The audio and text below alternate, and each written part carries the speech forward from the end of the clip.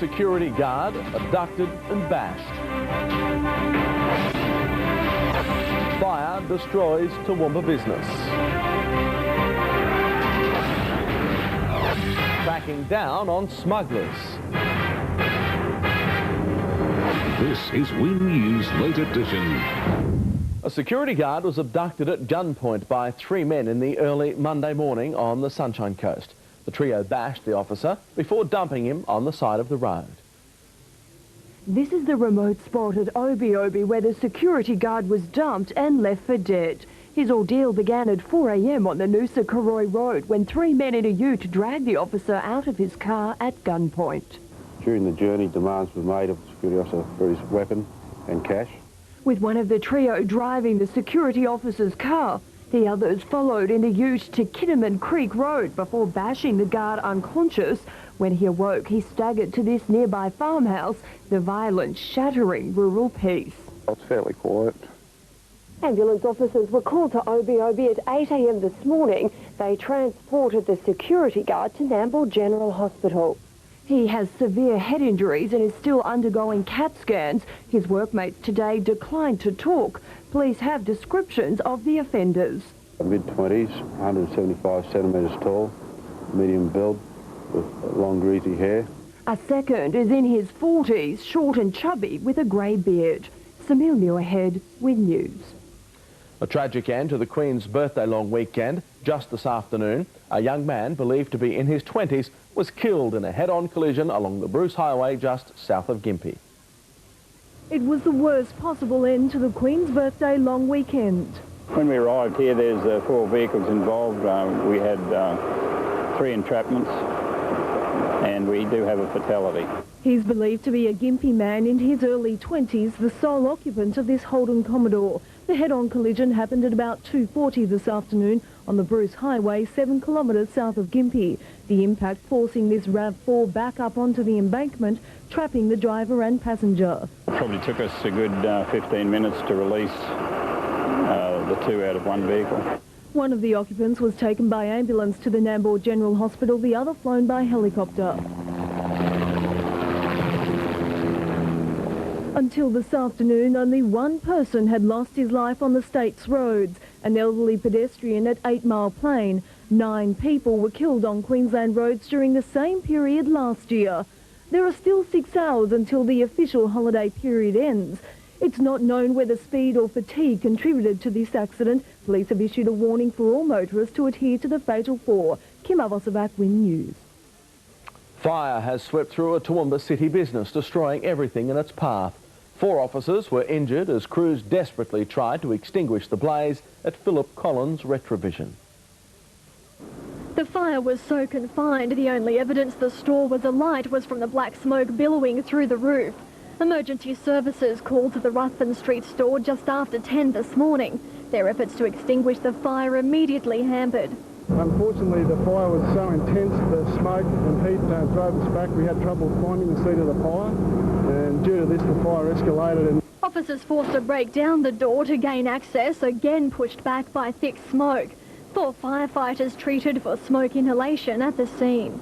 Very hot, very intense in there, yeah, smoke was very thick. Despite fire crews' best efforts, strong winds kept the CBD under a cloud of black smoke for more than an hour. Philip Collins Retrovision was halfway through a major refurbishment. Bewildered staff today coming to grips with the extent of the damage. It appears there's a lot of damage at the moment with fire hoses and water damage, smoke damage. It's too early to tell at the moment.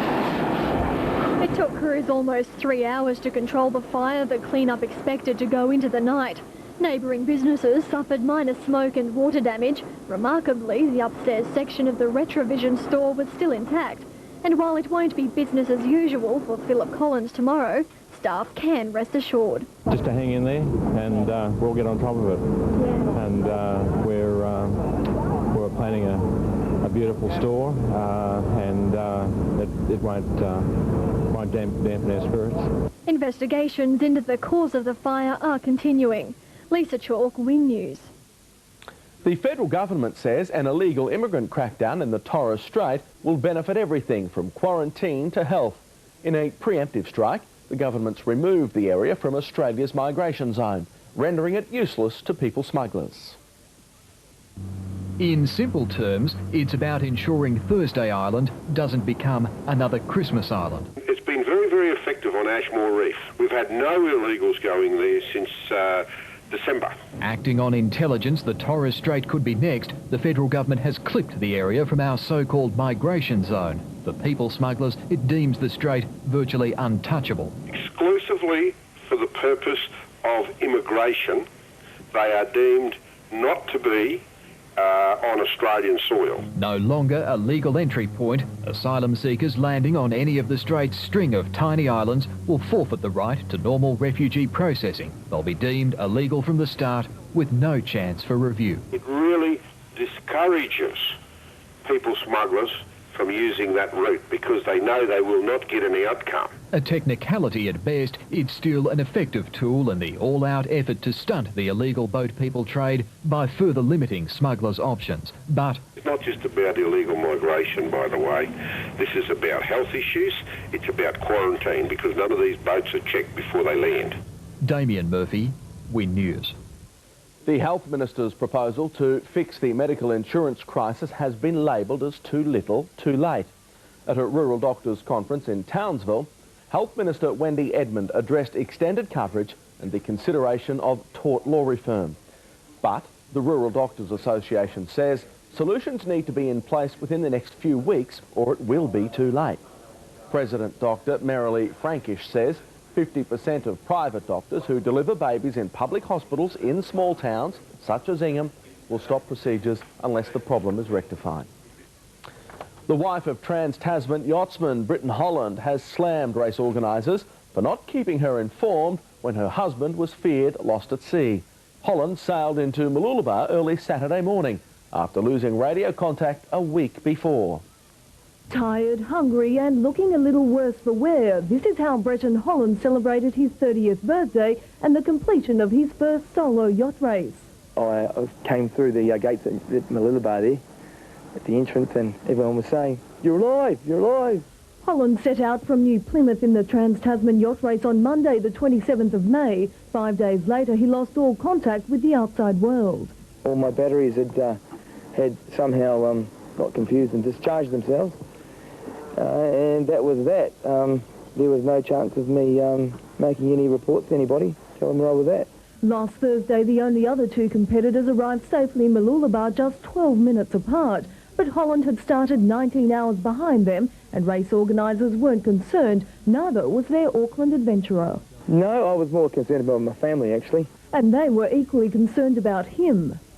He wanted to do it. I know that he was pushing himself because it was the first time he's done a solo race of this calibre. But all's well that ends well, and for Holland, after finishing, there was just one thing on his mind. I don't believe they have Heineken there, but I'm going to try and track one down, have a Heineken and a prawn and some steak. Kim Avosabak, Win News. Far northern sugar growers have joined more than 1,000 of their fellow farmers to send a desperate plea for help to the state and federal governments. A mass rally at the weekend, hearing the industry is in such dire straits, there are real fears farmers could begin taking their own lives. They came waving placards and demanding answers. Over 1,000 growers from throughout the north making their concerns public in a bid to secure a lifeline for an industry that's never done it as tough in its 200-year history. If ever there was a time in our history to gather together, it is certainly now. If we do nothing now, our children will live with the consequences. Leaders from both sides of politics and from all three tiers of government listening as industry representatives told of the hurt regional communities are feeling financially and emotionally. This is going to create a lot of heartache. I mean, I believe that people will take their lives. Possible solutions to the crisis were as plentiful as the number of hardy supporters who battled the wet weather, implementing a levy on sugar sold, abolishing free trade and helping Australian growers achieve the same privileges as their colleagues across the world, all big concerns. The Yanks can put their hands up, they get what they want. Now they're over in China, handouts everywhere. Rio Tinto cops 150 million. And what do the people on the land get? Nothing. The rally comes less than a week after a group of growers held discussions in Brisbane with Premier Peter Beattie. Organisers are promising this action is just the beginning. I might have to become a little bit radical, and then I won't hesitate to name names and make sure the people that make them accountable. Information from the meeting will be passed on to the leaders who couldn't attend. David Crisafulli, Win News. Rockhampton Police and the Army's bomb squad descended on Mount Archer bushland today after the discovery of a World War II mortar. Although investigations revealed the device inactive, there's concern further live ammunition could be found.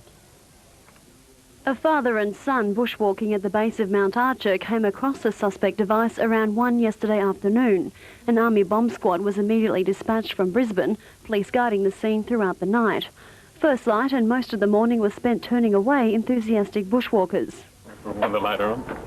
The Army bomb squad arriving just before midday, drawing their conclusion soon after. Formed the opinion that it was an 8-pound solid shot or anti-armour round, possibly from the Second World War. Unearthed by the recent rain, the device, inactive, had been fired and posed no risk.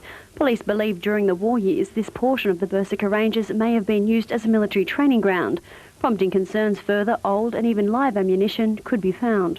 Police wish to inform the public not to pick these articles up and to leave them in situ where they are and contact the police. Gemma Haynes, Win News. Playing it safe this winter, that is next, right here on Win Local News. Then a former Olympian gives Rattler a race to the line. Welcome back to Win's late edition. Fire authorities are appealing for Queensland residents to install smoke alarms as the risk of fire increases in winter months. Fires have claimed the lives of 3 Queenslanders this year, all preventable had smoke detectors been installed. It's not what the doctor ordered, but fireys think it should be. Piercing the ears when smoke collects in its vicinity, alerting fires and ultimately saving lives. When you're asleep, what happens when you're asleep is all your senses shut down, your hearing, your smell, and the smoke alarm will take over and obviously wake you if there's a fire in your home. Queensland Fire and Rescue says alarms should be installed in every home, especially in the winter months when the fire risk increases. 75% of houses do have them. However, the figures aren't as good for the rental properties, and that's got firefighters concerned. And a large proportion of the fire losses occur in rental property. In the past 6 months, fires have claimed the lives of 3 Queenslanders. All 3 tragedies preventable had the homeowners installed smoke alarms. I guess if we own a property, we tend to make sure that everything in it is fire safe, whereas if we're renting a property, we're probably not as conscious of someone else's property as we are of our own. Peter Stefanovic, Win News. Meanwhile, a team of Toowoomba firefighters will sleep well tonight after completing the first leg of their cycle to Cairns. The group left their hometown early this morning, planning to ride through 20 towns over 23 days. They're hoping to raise more than $10,000 for the Brisbane Hospital's burns unit, holding fundraisers every day of the 1,800-kilometre trek. In what threatened to be a major upset, former Olympian Pat Carroll came within a minute of outrunning the famous Mary Valley Rattler. Around 300 lined up to race the Rattler, the winner shaving more than 2 minutes off a 4-year record. It's man against machine. In the ultimate test of endurance and speed, over 18.5 kilometres of road and rail. It was neck and neck at the first turn, and with no train in sight, the runners were on track for an upset, passing under the first bridge minutes ahead of their arch rival. By the halfway mark, former Olympian Pat Carroll had established a convincing lead over 22-year-old Australian steeplechase champion Peter Knoll, but it wasn't enough to beat the Rattler. Less than 1 minute separated the two, Carroll crossing in under an hour, smashing the record by more than 2 minutes. Probably the best I've got for a hell of a long time out there today, so it was a good run for me. Knoll came in 2.5 minutes behind. That's the first race I've done over 12k, so it was a new experience for me and quite a tough one to welcome me into the distance running. 18-year-old Ardina Vuta Redcliffe finished first for the women, surprising even herself. One of the guys at training told me about it. I'm like, yeah, I'll do an 18. Just get a bit of a training run in, and it ended up being a bit tougher than a training run, but it was good anyway. But for the overall winner, it was too close for comfort. Didn't have any more steam to give it. It was flat out. Training's already begun for next year and it's full steam ahead. Kim Avosabak, Win News. And if that wasn't sport, what we've got next is with the Cowboys going down again and the bikes carve up the track.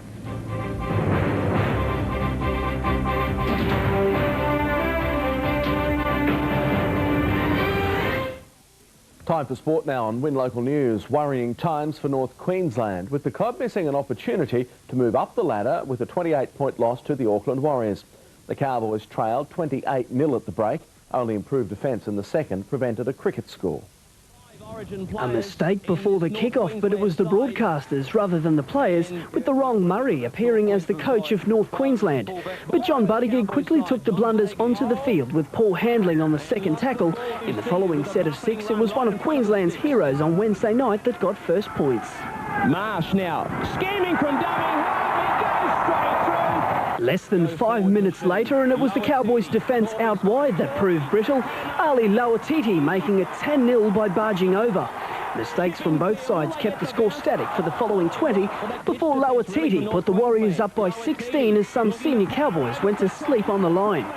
Finally, some promise for North Queensland. A fiend kick taking a lucky ricochet before the former Origin rake did everything except put the ball over the line. Henry Faiafili with a try-saver before he showed his attacking prowess at the other end to finish off a piece of Stacey Jones' magic. Any chance of a Cowboys revival quash minutes before half-time. Lance Ohio capitalising on a clever Jones grubber to make it 28-0 at the break. The heavens opened up during the interval and it led to a dour start to the second stanza. Finally, after an hour of football, some joy for the Cowboys. Simon Phillips with his first points in the NRL. It's been a long time coming, but finally the Warriors seem to have cracked. New Zealand ensured it'd share honours in the second with the length of the field try. North Queensland's determination in the second only giving respectability. The Cowboys losing 34-6. David Crisafulli, Win News. Mark Bradford has claimed the overall title in this year's Winter Etchell Series. Today's last race not without its dramas. A glorious winter's day, 58 boats on the start line for the last of the 8 races. 3 locked in contention, all within 10 points of securing this year's crown. And while the crew members were ironing out any last-minute glitches, spectators doing their own loosening up while others just zooming in. Brisbane sailmaker Mark Bradford on edge, 10 in front of world runner-up Cameron Miles and John Bertrand. It appeared nothing could go wrong. However, after 2 general recalls and no wind, the race was called off halfway into the first windward leg, with the current series positions holding firm. Absolutely stoked. I mean, the guys that were second and third behind us are 2 of the best guys in the world. So Cameron Miles has won a Worlds and finished second at the last World. So to have him breathing down your throat is pretty daunting.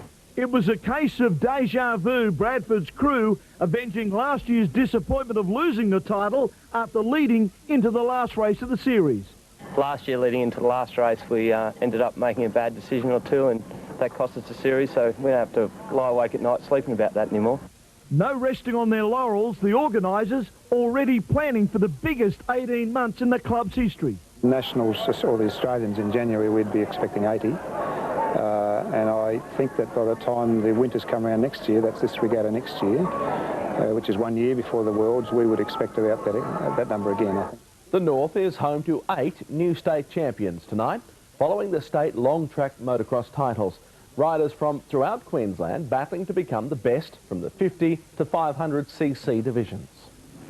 It was a battle in the dirt to find out who is the best in the state. Over 140 riders from an array of ages and categories battling it out in perfect conditions at Woodstock. Competition fierce in the senior divisions. Brian Vineyard stomping his way to victory in the 250cc category ahead of Ayres Jeremy Linton. The Burdekin went one better in the 250 to 500 division, with Darren Walker finishing ahead of fellow air racer Barry Lennox. In the 450cc thumper class, Jared Coppy outclassed his rivals from start to finish to win ahead of Brian Vineyard. North Queensland finishing on top in the over 450 class, with Townsville's Darren Stout beating Ayres Barry Lennox to the line. It wasn't just the big boys playing in the dirt. The next generation of heroes also pitted their skills against one another. Townsville boys Jake Miller and Jason Sondergould were fiercely competitive in the 50cc division. After a hotly contested event, it was young Miller who took the final turn ahead of his rival, with Ethan Olsen in third. But despite Townsville's resounding success, the overall crown headed south. Troy Batchelor from the Gold Coast winning all 7 of his races. David Crisafulli, Win News. Peter Byrne and the weather next, then the best performing school in the state.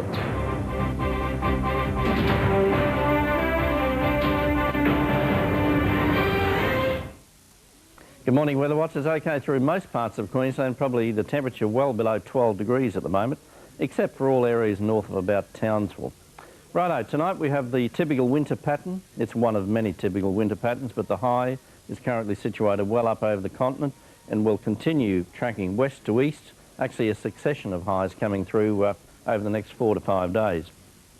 Now remember your anti-clockwise flow around the high, so predominantly southwesterly winds through southern Queensland, light southerlies to northeasterlies through central Queensland, aided by the sea breeze, and basically up on the north there, south to southeasterly onshore breeze, then just due easterlies coming through the Northern Territory. But they're too dry, the flow is relatively shallow, stable, so fine weather is forecast indefinitely. That's for the next 3 to 4 days at least, aided by the complete absence of any upper level troughs. On Thursday, looks like a little bit of a hiccup over southern Queensland. No rain forecast, but just a bit of a wind change as another trough moves through the area. Northwesterly winds shifting cooler southwesterly again for Thursday.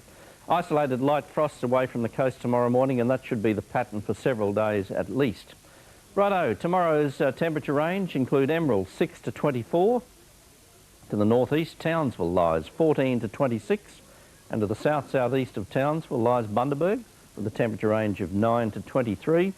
And for the Sunshine Coast, a max of 23. Quite comfortable conditions, Paul. Thanks, Peter. After months of rehearsals, the high schools cut loose at the weekend for the 2002 Rocker Stedford. The Cairns Convention Centre transformed into a world of colour, music and dance. Cairns State High School emerged as the winners in what's been described as the best event in years. Their rendition of Deja Vu blew away the audience and judges alike, who commented the performers displayed first-class professionalism, imagination, precision and unity.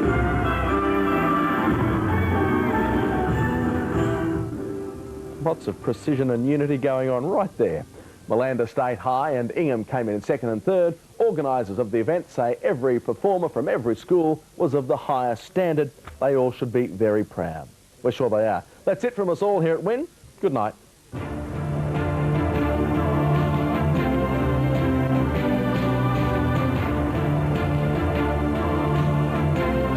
This has been a Win News presentation from Australia's largest regional television network.